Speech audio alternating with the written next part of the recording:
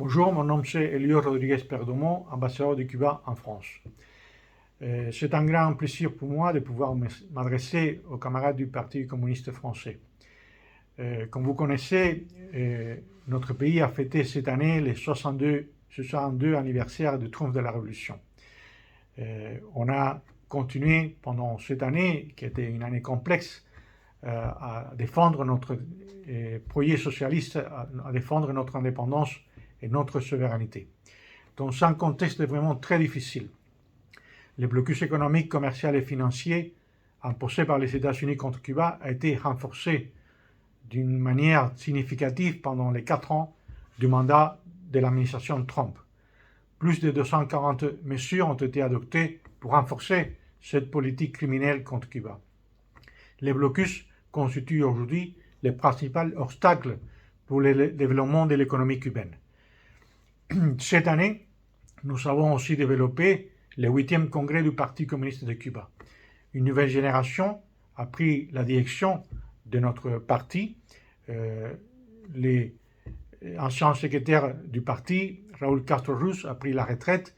Le président Miguel Díaz-Canel Bermúdez a été élu premier secrétaire du comité central de notre parti. La nouvelle génération qui a pris la relève et qui continue à défendre notre projet socialiste.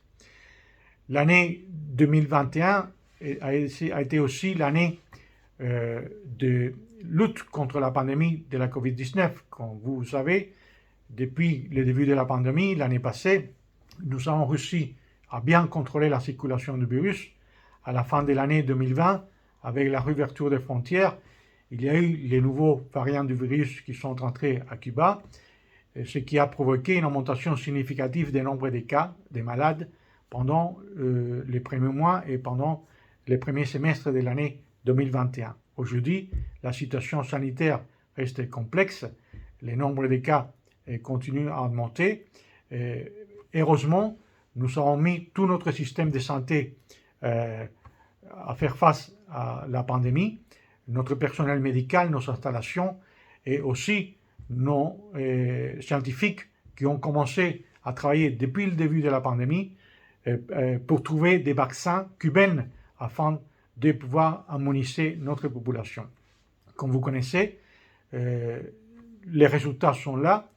Nos médecins, nos chercheurs, nos scientifiques ont trouvé, vraiment, ont réussi à avoir 3 vaccins qu'on a commencé déjà à appliquer à la population cubaine. Aujourd'hui, plus de 13 millions de doses ont été déjà appliquées. Presque 3 millions de Cubains ont été complètement vaccinés. Nous avons 3 vaccins cubains, Abdala, Soberana 02, Soberana Plus, qu'avec un cycle de 3 vaccins, nous sommes permis d'avancer avec l'immunisation de notre population. Nous avons la capacité industrielle, nous avons la capacité scientifique pour produire la quantité de doses de vaccins que notre pays a besoin. Et notre engagement, notre volonté, c'est avant de réussir à vacciner toute notre population avant la fin de l'année 2021. Cuba sera un des rares pays du tiers-monde à pouvoir vacciner toute sa population de manière volontaire, évidemment, avec nos propres vaccins, ce qui démontre vraiment l'effort et les résultats de notre recherche scientifique, de notre développement médical au service du peuple cubain. Comme je vous le disais, dans le contexte actuel, c'est très très important de continuer la bataille internationale pour la levée du blocus économique, commercial et financier contre Cuba. Le 23 juin dernier, l'Assemblée générale des Nations unies a renouvelé une fois encore le soutien largement majoritaire de la communauté internationale contre cette politique criminelle qui applique le gouvernement des États-Unis contre Cuba. 184 pays membres des Nations Unies ont voté en faveur de la résolution qui exige la fin du blocus contre Cuba. Le blocus a coûté, depuis le début de cette politique, au début des années 60, plus de 148 milliards de dollars à l'économie cubaine.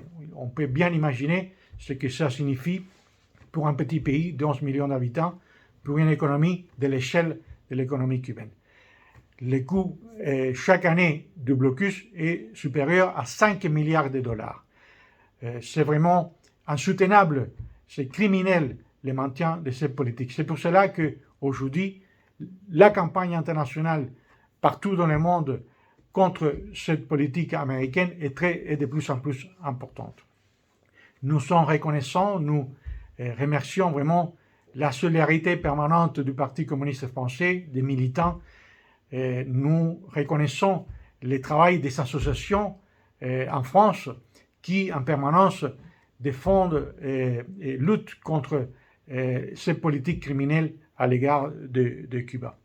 En même temps, il faut dire que nous sommes vraiment très bien accompagnés partout dans le monde, pas seulement au niveau de l'Assemblée générale des Nations unies, mais partout dans le monde, des associations, des partis politiques, des organisations travaillent en permanence dans la campagne internationale contre le blocus. Évidemment, en France, en Europe, c'est essentiel de continuer cette bataille. La bataille pour les droits de Cuba à maintenir son indépendance, sa souveraineté, pour les droits de Cuba à pouvoir vivre normalement sans blocus qui nous empêche de pouvoir nous développer de la façon que nous le souhaitons. Qu'est-ce qu'on aurait pu faire à Cuba pendant 60 ans sans blocus? La réponse, évidemment, il faut la trouver dans l'effort, la résistance du peuple cubain qui, pendant plus de 6 décennies, a dû faire face à cette politique et trouver des solutions pour développer les pays dans des circonstances vraiment très complexes. Aujourd'hui, nous continuons à développer une politique étrangère basée sur l'internationalisme, sur la solidarité internationale. Comme vous connaissez, même dans les conditions de la pandémie de la Covid, notre pays a donné de l'aide à d'autres pays qui nous l'ont demandé. Des brigades médicales cubaines sont allées dans plus de 40 pays et territoires pour coopérer dans la lutte contre la pandémie de la Covid-19. En même temps, nous recevons aujourd'hui de l'aide, de la coopération de beaucoup de pays amis, des pays frères qui nous soutiennent dans ces moments si difficiles que nous traversons, à cause de l'impact du blocus américain contre Cuba, à cause évidemment de l'impact de la pandémie sur notre pays. Mais nous sommes sûrs, nous sommes très optimistes parce que nous comptons sur un peuple qui soutient largement, de façon majoritaire, la révolution cubaine, qui défend notre droit à rester un pays souverain indépendant et qui défend les droits qui appartiennent aux Cubains de construire son propre modèle de développement politique, économique et social. C'est pour cela que nous confirmons aujourd'hui notre engagement pour la défense de notre modèle socialiste, soutenable, juste, solidaire, et en même temps, nous comptons sur la solidarité internationale, sur le soutien des amis que partout dans le monde continuent à nous aider, y compris dans ces moments si difficiles. Je souhaite encore une fois réitérer aux camarades du Parti communiste français notre reconnaissance pour la permanente et inconditionnelle solidarité, le soutien de notre lutte contre le blocus, contre les campagnes agressives qui continuent à se développer contre Cuba.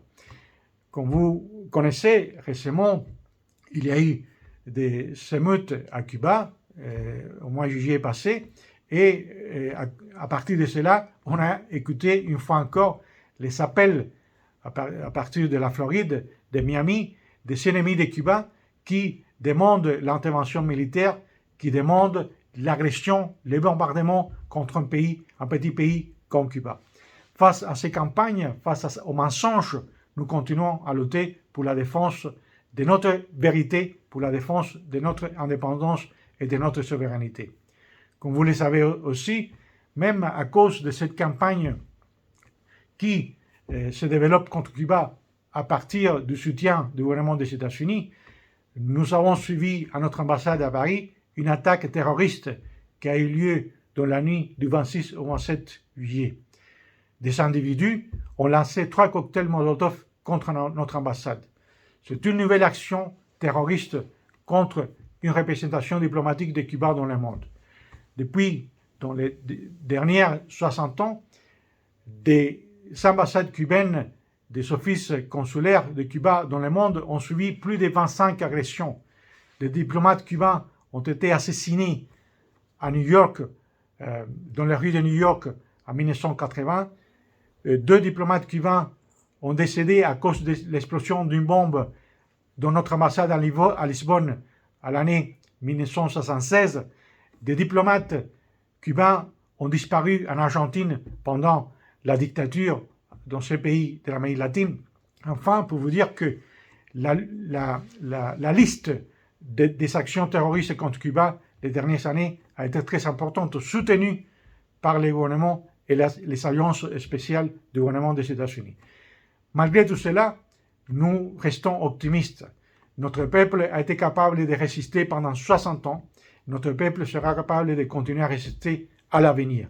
Et pour cela, nous comptons évidemment sur notre capacité pour développer notre économie, pour faire face aux défis actuels, et nous comptons en même temps sur le soutien et la solidarité des amis partout dans le monde, y compris des amis, les camarades communistes français. Merci beaucoup.